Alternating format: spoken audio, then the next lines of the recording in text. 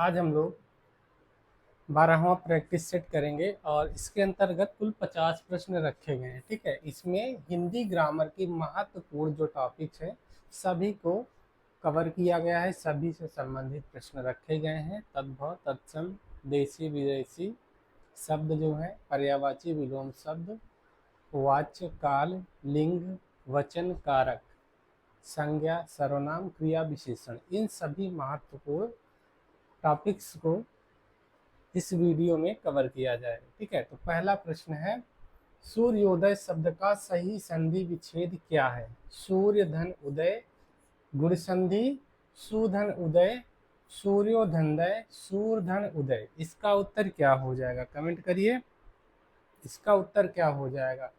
सूर्योदय शब्द का सही संधि विच्छेद क्या हो जाएगा? तो सूर्य धन उदय हो जाएगा।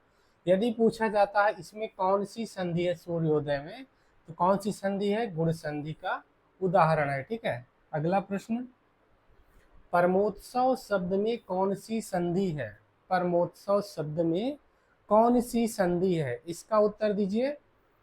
पहला ऑप्शन है वृद्धि संधि, परम धन उत्सव, गलत।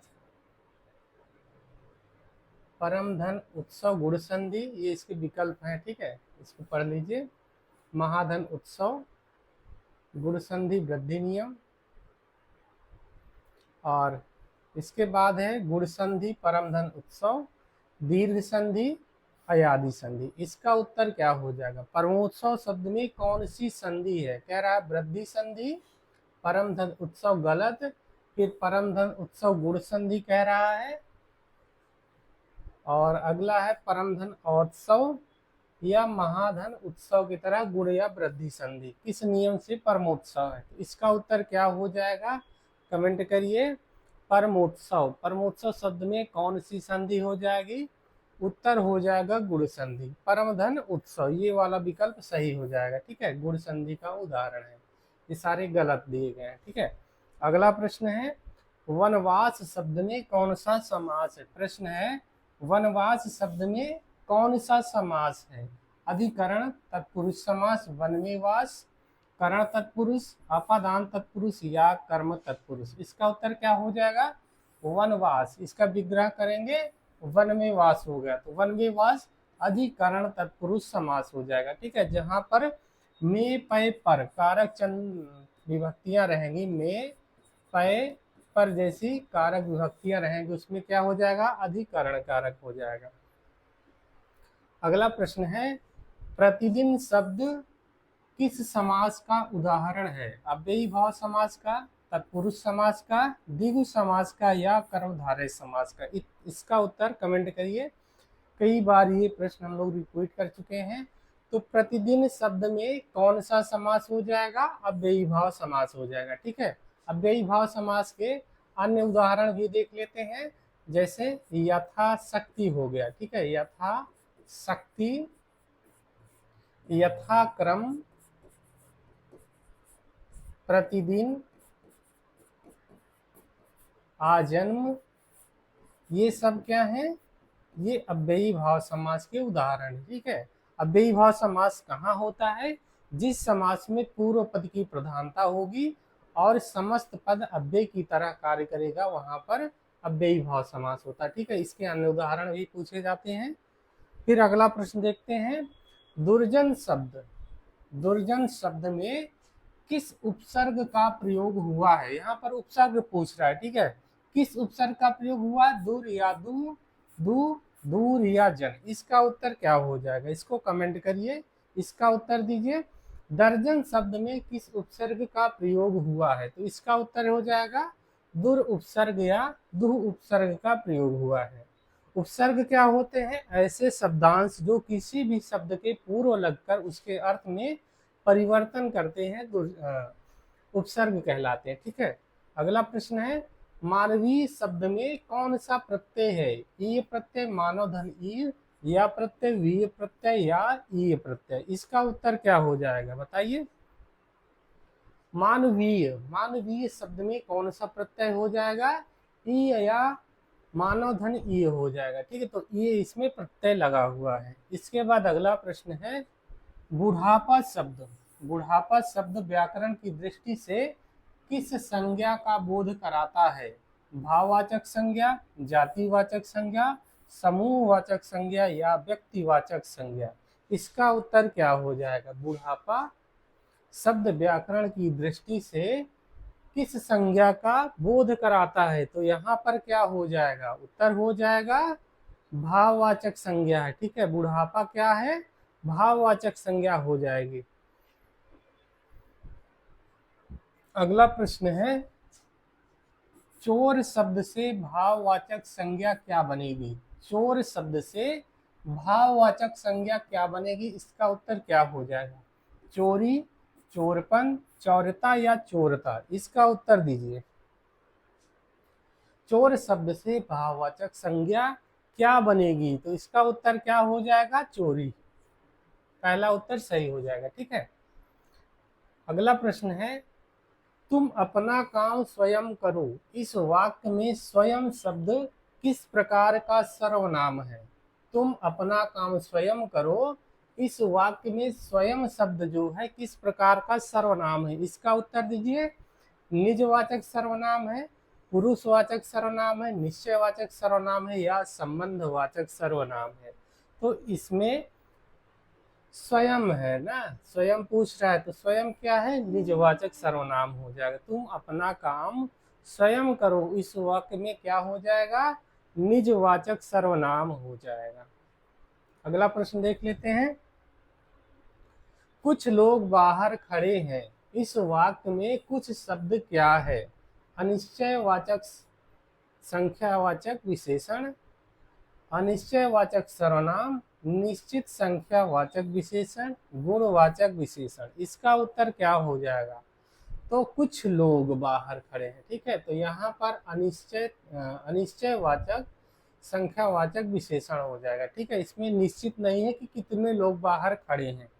अगला प्रश्न है, तीसरा भाग में तीसरा किस प्रकार का विशेषण है? क्रमवाचक विशेष, संख्यावाचक विशेषण, आवृत्तिवाचक विशेषण, समुदायवाचक विशेषण, परिमाणवाचक विशेषण? इसका उत्तर क्या हो जाएगा? कमेंट करिए। तीसरा भाग में तीसरा किस प्रकार का विशेषण है? इसका उत्तर हो जाएगा क्रमवाचक संख्यावाचक विशेषण। ठीक है, अगला प्रश्न है, वह बहुत तेज दौड़ता है, इस वाक्य में तेज शब्द क्या है? रीतिवाचक क्रिया विशेषण, प्राविशेषण, गुणवाचक विशेषण या संज्ञा? तो वह बहुत तेज दौड़ता है, इसमें पूछ क्या रहा है? तेज शब्द क्या है? ठीक है, तो तेज दौड़ता है, तेज इसकी विशेषता है, तो यहाँ पर तेज क्या हो जाएगा? इसका उत्तर कमेंट करिए। तो तेज जो है ये क्रिया विशेषण है। ठीक है, तो उत्तर पहला सही हो जाएगा। यदि प्रविशेषण पूछता तो बहुत प्रविशेषण है। अगला प्रश्न है, धोबी कपड़े धोता है। प्रश्न है, धोबी कपड़े धोता है, इस वाक्य में क्रिया का कौन सा रूप है?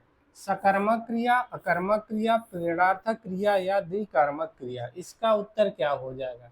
धोबी कपड़े धोता है, इस वाक्य में क्रिया का कौन सा रूप है? इसका उत्तर क्या हो जाएगा? उत्तर हो जाएगा सकर्मक क्रिया है। क्रिया दो प्रकार की होती हैं, अकर्मक क्रिया और सकर्मक क्रिया। फिर अगला प्रश्न देखते हैं, पक्षी आकाश में उड़ते हैं, इस वाक्य में उड़ना किस प्रकार की क्रिया है? पक्षी आकाश में उड़ते हैं, अकर्मक क्रिया, सकर्मक क्रिया, प्रेरणार्थक क्रिया या द्विकर्मक क्रिया? तो इसमें क्या हो जाएगा? अकर्मक क्रिया है। ठीक है, उड़ना अकर्मक क्रिया। चाकू से फल काटा, इस वाक्य में चाकू से में कौन सा कारक है? करण कारक, साधन के अर्थ में, अपादान कारक, कर्म कारक, संप्रदान कारक? तो चाकू से या से के द्वारा किसकी विभक्ति चिन्ह है? करण कारक की, तो उत्तर हो जाएगा करण कारक। ठीक है, और विभक्ति एक बार देख लेते हैं। अपादान कारक की विभक्ति क्या होती है? जहां पर से अलगाव के अर्थ में आएगा वहां पर क्या रहेगा? अपादान कारक हो जाएगा। ठीक है, यहाँ पर क्या है? से या के द्वारा, से या के द्वारा, तो यहाँ पर से कौन सा है? साधन के रूप में। ठीक है, तो यहाँ पर करण कारक हो गया। कर्म कारक की विभक्ति क्या होती है? को। संप्रदान के लिए, संप्रदान की विभक्ति क्या हो जाएगी? के लिए। इसके बाद अगला प्रश्न है, पेड़ से बंदर कूदा, इस वाक्य में कौन सा कारक है? अपादान कारक, अलगाव के अर्थ में, करण कारक, अधिकरण कारक या संबंध कारक? इसका उत्तर दीजिए। पेड़ से बंदर कूदा, इस वाक्य में कौन से कारक है? तो पेड़ से बंदर कूद गया यानी पेड़ से अलग हो गया, तो यहाँ पर अलगाव हो गया, तो कौन सा कारक हो जाएगा? अपादान कारक हो जाएगा। जहां पर अलग होने के अर्थ में से का प्रयोग किया जाएगा वहां पर अपादान कारक होता है। अगला प्रश्न है, सेना और कक्षा शब्द किस संज्ञा और वचन के उदाहरण है? समूहवाचक संज्ञा, एक वचन के रूप में प्रयुक्त, जातिवाचक संज्ञा, भाववाचक संज्ञा या द्रव्यवाचक संज्ञा? इसका उत्तर क्या हो जाएगा? कमेंट करिए इसका उत्तर। सेना और कक्षा शब्द किस संज्ञा और वचन के उदाहरण है? उत्तर हो जाएगा समूहवाचक संज्ञा। ठीक है। अगला प्रश्न है, दही शब्द का लिंग निर्णय कीजिए। ये प्रश्न अक्सर पूछा जाता है। ठीक है, दही शब्द में क्या है, पुल्लिंग है कि स्त्रीलिंग है? तो इसका प्रश्न का उत्तर क्या हो जाएगा? कमेंट करिए। पुल्लिंग, स्त्रीलिंग, उभयलिंग या इनमें से कोई नहीं। लिंग से एक प्रश्न पूछा जाता है। ठीक है, तो इसका उत्तर क्या हो जाएगा? दही शब्द लिंग, दही शब्द का लिंग निर्णय कीजिए। तो दही क्या है? पुल्लिंग है। ठीक है, दही शब्द क्या है? पुल्लिंग है। और हिंदी में पूछता है लिंग कितने प्रकार के होते हैं? ठीक है, हिंदी में लिंग कितने प्रकार के होते हैं? तो 2 प्रकार के होते हैं। पहला है स्त्रीलिंग और दूसरा है पुल्लिंग। हिंदी में 2 ही प्रकार के लिंग माने जाते हैं। ठीक है, ये भी पूछा जाता है। अगला प्रश्न है, आधुनिक का विलोम शब्द क्या है? आधुनिक का विलोम क्या होता है? प्राचीन, आधुनिक का प्राचीन, अर्वाचीन, नया या वर्तमान? इसका उत्तर क्या हो जाएगा? आधुनिक का विलोम क्या हो जाएगा? प्राचीन हो जाएगा। ठीक है। अगला प्रश्न है, समुद्र का पर्यायवाची शब्द इनमें से कौन सा है? समुद्र का पर्यायवाची पूछ रहा है, सबको पता है, कमेंट कर दीजिए।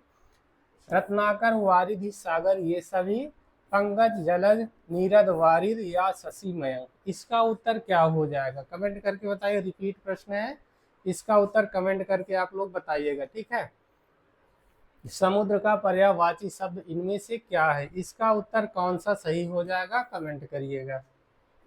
अगला प्रश्न है, जो कम बोलता हो उसके लिए एक शब्द क्या होगा? मितभाषी, वाचाल, मृदुभाषी या मूक? इसका उत्तर क्या हो जाएगा? जो कम बोलता हो उसके लिए एक शब्द क्या बनता है? मितभाषी। ठीक है, जो कम बोलेगा उसके लिए एक शब्द होता है मितभाषी, और जो बहुत ज्यादा बोलता है उसके लिए वाचाल हो जाएगा। जो मीठा बोलता है मृदुभाषी। अगला प्रश्न है, जो जिसकी कोई उपमा ना हो उसके लिए उपयुक्त शब्द क्या होगा? अनुपम या अद्वितीय, अतुल, अनोखा या असीम? इसका उत्तर क्या हो जाएगा? जिसकी कोई उपमा ना हो, यानी अनुपम या अद्वितीय सही हो जाएगा। ठीक है। अगम या अगम, अंगूठा दिखाना, मुहावरे का सही अर्थ क्या है? मिसप्रिंट हो गया है यहाँ पर, इसको देखते हैं। अंगूठा दिखाना मुहावरे का सही अर्थ क्या है?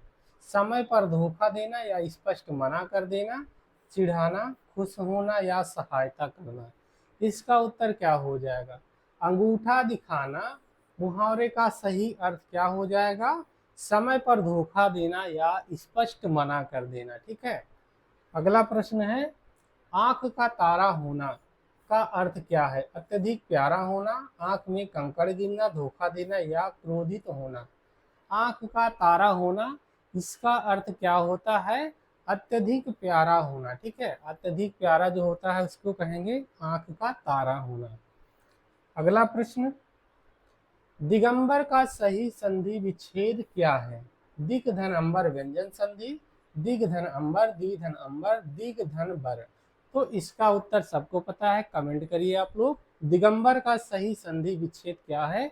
कमेंट करके बताइए। ठीक है। अगला प्रश्न है, प्रत्येक शब्द में कौन सी संधि है? यण संधि, प्रतिधन एक, गुण संधि, वृद्धि संधि या अयादि संधि? तो प्रत्येक में कौन सी संधि हो जाएगी? यण संधि। ठीक है, प्रतिधन एक, इसका संधि विच्छेद हो जाएगा। यहाँ पर ई और यहाँ का ए मिलकर ये हो जाएंगे। ठीक है, ई का या में बदल जाएगा और ए की मात्रा लग जाएगी तो प्रत्येक हो जाएगा। अगला प्रश्न है पंचवटी, 5 वटों का समूह में कौन सा समास है? द्विगु समास, अव्ययी बहुव्रीहि समास, कर्मधारय समास या द्वंद्व समास? इसका उत्तर क्या हो जाएगा? पंचवटी यानी 5 वटों का समूह, इसमें कौन सा समास हो जाएगा? द्विगु समास हो जाएगा। ठीक है, द्विगु समास के अन्य उदाहरण भी देख लेते हैं। इसके अंतर्गत तिराहा हो गया, चौराहा हो गया और चारपाई हो गया, चारपाई हो गया। ये सारे द्विगु समास के उदाहरण है। ठीक है, बहुव्रीहि समास के उदाहरण भी देख लेते हैं। चतुरानन, चतुरानन, गजानन, पंचानन, दशानन, ये सब क्या है? बहुव्रीहि समास के उदाहरण। ठीक है, कर्मधारय के उदाहरण देख लेते हैं। नील गाय,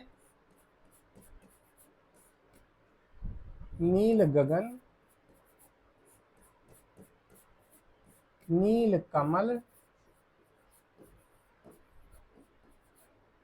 ठीक है, और पीताम्बर भी होता है। ठीक है, पीताम्बर में भी कर्मधारय होता है। द्वंद्व समास के उदाहरण क्या हो जाएंगे? माता पिता, रात दिन, रात दिन, राम लक्ष्मण, भाई बहन। ये सब क्या है? द्वंद्व समास के उदाहरण हो जाएंगे, इनको भी याद रखिएगा। ठीक है, अगला प्रश्न है महात्मा, महान है जो आत्मा में कौन सा समास हो जाएगा? कर्मधारय समास, बहुव्रीहि समास, द्विगु समास या तत्पुरुष समास? तो महात्मा, महान है जो आत्मा, इसमें कौन सा समास हो जाएगा? कर्मधारय समास हो जाएगा। क्यों हो जाएगा? क्योंकि जहां पर पूर्व पद और यानी पूर्व पद और उत्तर पद में विशेषण विशेष या उपमेय उपमान का संबंध होता है, वहां पर क्या होता है? कर्मधारय समास होता है। एक बार समास को हम लोग समझ लेते हैं। ठीक है, समास को एक बार देख लेते हैं क्योंकि बार बार इससे प्रश्न पूछे जाते हैं। समास देख लेते हैं। पहला है अव्ययी भाव समास, अव्ययी भाव समास। अव्ययी भाव समास में क्या होता है? इस समास में पूर्व पद की प्रधानता होती है। ठीक है, पूर्व पद प्रधान होगा और समस्त पद अव्यय की तरह कार्य करेगा। ठीक है, इसके उदाहरण हो गए यथा शक्ति, शक्ति के अनुसार, यथा क्रम, क्रम के अनुसार, आजन्म, प्रतिदिन। ये सारे क्या हैं? इसके उदाहरण है। ठीक है, किसके उदाहरण है? अव्ययी भाव समास के। दूसरा समास देखते हैं।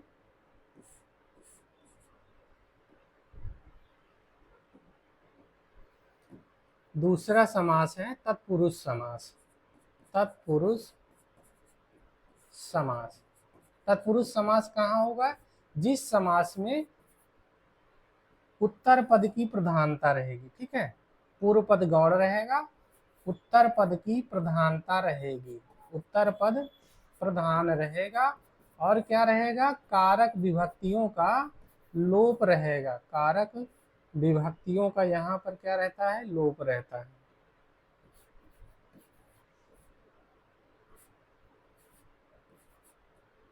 कारक विभक्ति का लोप रहेगा। इसका उदाहरण देख लेते हैं। उदाहरण में आ जाएगा राजपुरुष, राजपुरुष, राजा का पुरुष। ठीक है, गगनचुंबी, चिड़ी मार, चिड़ी मार। इसी तरह एक पॉकेट मार भी हो जाएगा। ठीक है, ये सारे क्या हैं? तत्पुरुष समास के उदाहरण हो जाएंगे। इसके बाद अगला समास देख लेते हैं द्वंद्व, पहले द्विगु समास देख लेते हैं। द्विगु समास। द्विगु समास में क्या हो जाएगा, जो पूर्व पद रहेगा, पूर्व पद जो रहेगा संख्यावाची रहेगा, ठीक है, संख्यावाची विशेषण रहेगा,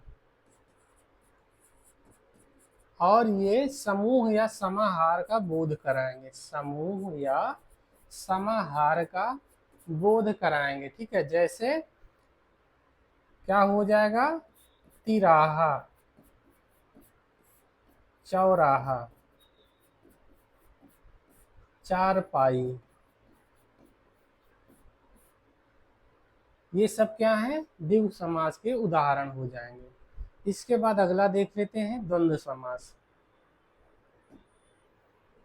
द्वंद्व समास क्या होते हैं, द्वंद्व समास में पूर्व पद और उत्तर पद दोनों की प्रधानता रहेगी, ठीक है, दोनों प्रधान रहेंगे। इसके उदाहरण माता पिता,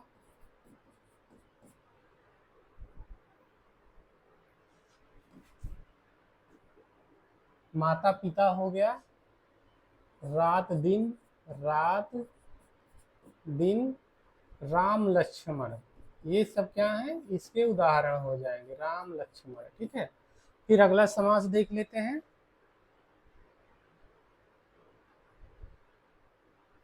अगला हो जाएगा कर्मधारय समास। कर्मधारय यहाँ देख लेते हैं।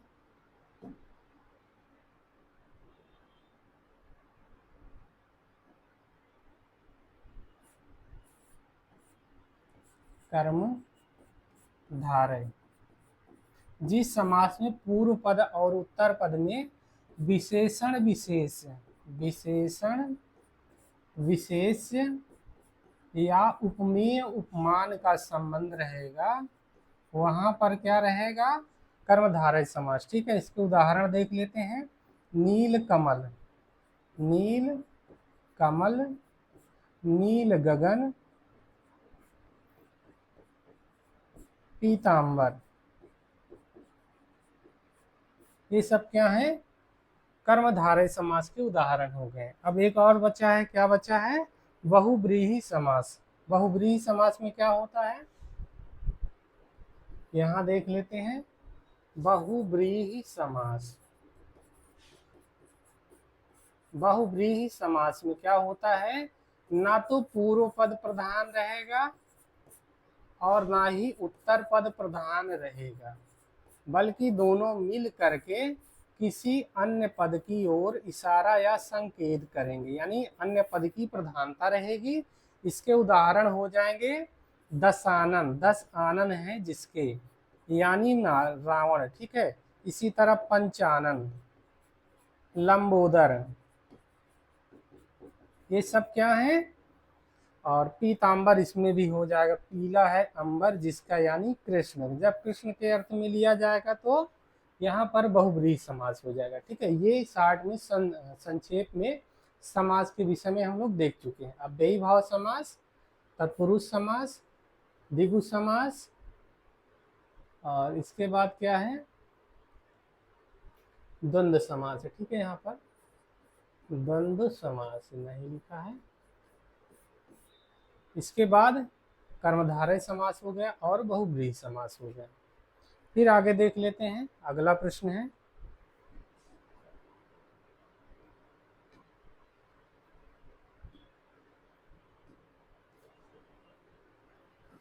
निर्मल शब्द में किस उपसर्ग का प्रयोग हुआ है, निर्मल शब्द में किस उपसर्ग का प्रयोग हुआ है, निर उपसर्ग, नी उपसर्ग, नी या मल। तो निर्मल शब्द में किस उपसर्ग का प्रयोग हुआ है, उत्तर हो जाएगा निर या नि।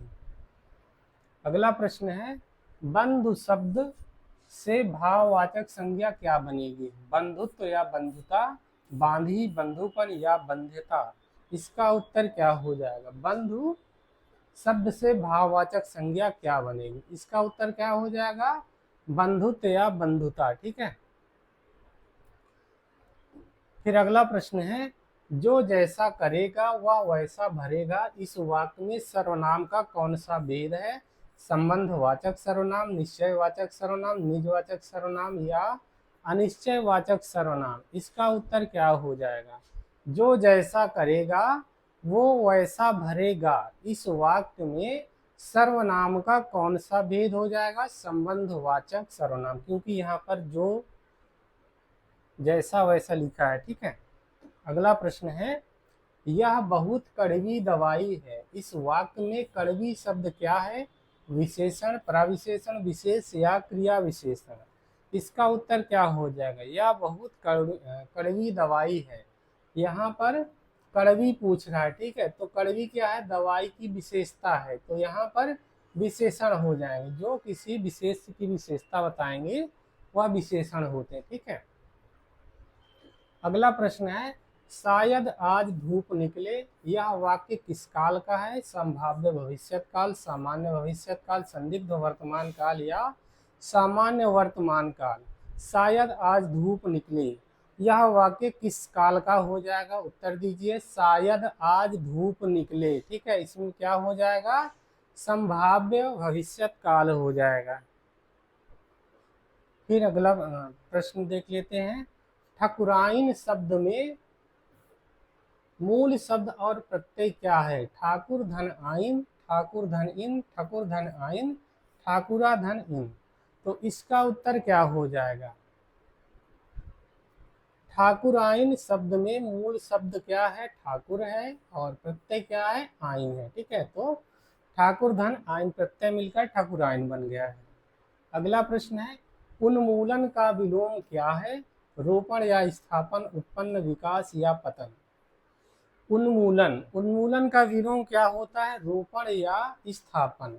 और उत्थान का क्या होता है? पतन होता है। ठीक है, उत्थान का विलोम पतन होता है। अगला प्रश्न है, कमल का पर्यायवाची शब्द इनमें से कौन सा है? पंकज, अरविंद, जलज ये सभी, पावक, अनल, गगन, व्योम, समीर या अनिल? इसका उत्तर कमेंट करिए, क्योंकि ये बार बार रिपीट प्रश्न है। अगला प्रश्न है, जिसका कोई शत्रु ना जन्मा हो, अजात शत्रु, शत्रुहीन, निर्दोष या अजय? जिसका कोई शत्रु जन्मा ही ना हो, उसे क्या कहेंगे? अजात शत्रु। ठीक है, उत्तर क्या हो जाएगा? अजात शत्रु।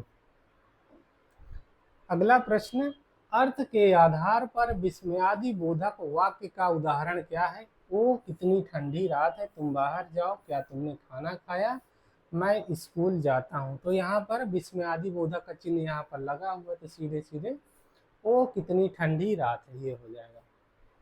अगला प्रश्न है, यदि वर्षा होती तो फसल अच्छी होती, यह वाक्य किस प्रकार का है? संकेतवाचक वाक्य, आज्ञावाचक, संदेहवाचक या विधानवाचक? इसका उत्तर क्या हो जाएगा? कमेंट करिए। यदि वर्षा होती तो फसल अच्छी होती, यह वाक्य किस प्रकार का उदाहरण है? तो इसका उत्तर क्या हो जाएगा? संकेतवाचक वाक्य है। अगला प्रश्न है, हिंदी वर्णमाला में कुल कितने अयोगवाह वर्ण हैं? 2, 3, 4 या 1? इसका उत्तर क्या हो जाएगा? 2 है। ठीक है, कौन है? अनुस्वार और विसर्ग है। इसी से वर्णमाला से एक प्रश्न और पूछा जाता है, हिंदी वर्णमाला में कुल कितने हैं अच्छे वर्ण हैं? तो 52 वर्ण है। यदि स्वर पूछा जाता तो कितने हैं? 11 स्वर हैं। ठीक है, अगला प्रश्न, ज्ञा वर्ण किन 2 वर्णों के मेल से बना है? जाधन या, गाधन ना, दाधन या, जाधन ना? तो क्या किन वर्णों के मेल से बना है? उत्तर हो जाएगा जाधन या। अगला प्रश्न है, कवयित्री की शुद्ध वर्तनी का चयन कीजिए। कवयित्री, कवित्री, कवियत्री या कवित्री? ये प्रश्न अक्सर पूछा जाता है, इसको ये रिपीट प्रश्न है, इसका उत्तर कमेंट में करिएगा। चौपाई छंद के प्रत्येक चरण में कितनी मात्रा होती है? 16 मात्रा, 24, 13 या 11? तो चौपाई छंद के प्रत्येक चरण में कितनी मात्रा होती है? इसका उत्तर हो जाएगा 16 मात्राएं होती हैं। छंद मुख्य रूप से कितने प्रकार के होते हैं? ये भी प्रश्न पूछा जाता है। ठीक है, छंद कितने प्रकार के होते हैं इसको देख लेते हैं। पहला रहेगा मात्रिक छंद, मात्रिक छंद। इसके बाद दूसरा क्या है? वर्णिक छंद, वर्णिक छंद। एक और क्या होता है, मुक्तक छंद, ठीक है, इसको भी माना जाता है। तो 3 छंद होते हैं, मात्रिक, वर्णिक और मुक्तक छंद। अगला प्रश्न है, हास्य रस का स्थायी भाव क्या है, हास, शोक, उत्साह या भय। इसका उत्तर क्या हो जाएगा, हास्य रस का स्थायी भाव क्या होता है, हास होता है, ठीक है। शोक किस रस का स्थायी भाव होता है, करुण रस का स्थायी भाव शोक है। इसके बाद उत्साह किस रस का स्थायी भाव है, तो वीर रस का स्थायी भाव क्या है, उत्साह। भय किस रस का स्थायी भाव है, तो भयानक रस का स्थायी भाव क्या है, भय है, ठीक है। अगला प्रश्न है, रिक्शा शब्द मूलतः किस भाषा का शब्द है, जापानी, चीनी, फ्रांसीसी या अरबी। इसका उत्तर क्या हो जाएगा, रिक्शा मूलतः किस भाषा का शब्द है। इसका उत्तर क्या हो जाएगा, कमेंट करिए। तो रिक्शा जो है जापानी भाषा का शब्द है, ठीक है, रिक्शा क्या है, जापानी भाषा का शब्द है। अगला प्रश्न, रसोई घर में कौन सा समास है, तत्पुरुष समास, रसोई के लिए घर, कर्मधारय समास, द्विगु समास या द्वंद्व समास। तो रसोई घर में कौन सा समास होता है, तत्पुरुष समास होता है, ठीक है। और इसका यदि विग्रह समास विग्रह पूछे तो विग्रह हो जाएगा रसोई के लिए घर। अगला प्रश्न है, मनोहर का सही संधि विच्छेद क्या है, मना धनहर, विसर्ग संधि, मना मन धनहर, मनोधनहर, मना धनहर। इसका उत्तर कमेंट करिए, बहुत सरल है। मनोहर में कौन सी संधि है और इसका विच्छेद क्या है, उत्तर हो जाएगा विसर्ग संधि है और मनाधन और इसका विच्छेद हो जाएगा। अगला प्रश्न है, यशोदा में कौन सी संधि है, विसर्ग संधि, स्वर संधि, व्यंजन संधि या दीर्घ संधि। इसका उत्तर क्या हो जाएगा, यशोदा में कौन सी संधि हो जाएगी, विसर्ग संधि, ठीक है। अगला प्रश्न है, प्रयोगशाला शब्द में प्रयोगशाला शब्द किस प्रकार का शब्द है, यौगिक शब्द, रूढ़ शब्द, योग रूढ़ शब्द या विदेशज शब्द। इसका उत्तर क्या हो जाएगा, तो प्रयोग धनशाला, प्रयोग धनशाला, इसमें क्या हो जाएगा, यौगिक शब्द हो जाएगा। फिर अगला और लास्ट प्रश्न है, अभिमान शब्द में किस उपसर्ग का प्रयोग हुआ है, अभिमान, आ या आ। इसका उत्तर क्या हो जाएगा, कमेंट करके बताइएगा, बहुत सरल है, बहुत बार रिपीट हो चुका है। अभिमान शब्द में किस उपसर्ग का प्रयोग हुआ है, इसका उत्तर कमेंट करके बताइएगा।